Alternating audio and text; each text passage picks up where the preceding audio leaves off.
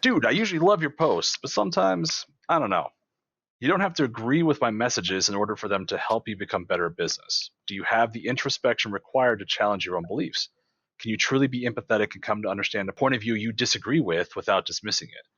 What I am attempting to offer is a small piece to a much larger puzzle, which will help to make you the best version of yourself, or rather, ourselves.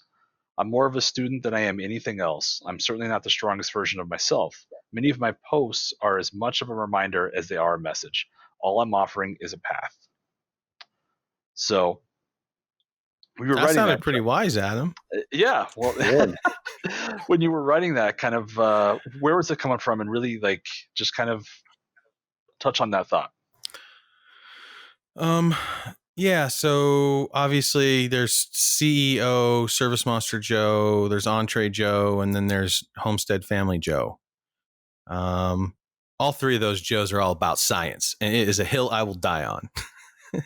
And so I've been non-Entree Joe, non-CEO Joe, been more vocal about science, not policy.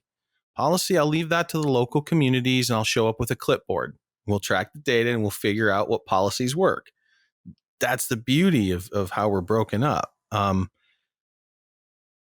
yeah, science. And so, and a lot of people felt like, oh, I like all the business stuff you do. Even then, though, sometimes, they don't necessarily agree.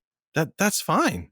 Everybody's got a different perspective. The guru only becomes the guru by going through 500 points of view that aren't their own.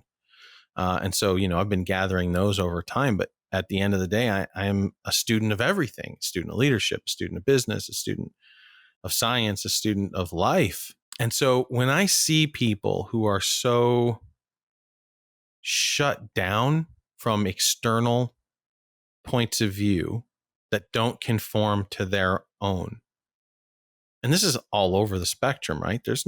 Nobody owns this territory. I feel like there's a huge missed opportunity that you are not being the best you. There's a quote from Socrates that just showed up. All we are is dust in the wind, dude.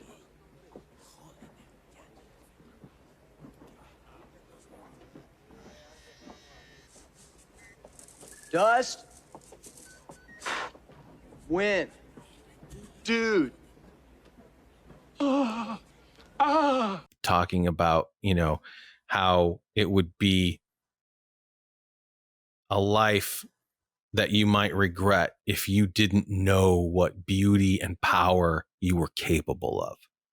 I'm paraphrasing it. He was talking about physicality. I'm talking about everything: physical, mental, emotional, your business, your family. If you can't buck your own bias intentionally by using your own intellect to really challenge your beliefs, then you are never going to be the best version of yourself. You are never going to reach your full and ultimate potential, which is unattainable. Let's keep that real. The perfect you is not possible. But man, the more we work at it, the closer we can get. The 80-20 rule applies here a lot. If you were just 20% introspective, then you would eventually, a light bulb will go off, and then you'll be able to achieve an 80% growth. Now, in order to get the rest of that 80% towards perfection is going to require 20% of remaining perfection is going to require 80% of the remaining effort. And I think it would just be amazing if everyone in the world just got that 20% for that 80% return and stop there. I'd be happy with that. As a business owner, it's more important than general population or the layman. It just is, especially if you are wanting to grow a business and lead. I think that's really important. If you don't have that introspection, you're going to be more likely to just command and boss, and you're going to get it wrong. You're going to not be the best version. Your business is not going to be the best. It's not going to contain the most loyalty for your employees or your clients. It's not going to make the most money. It's not going to be the best of service.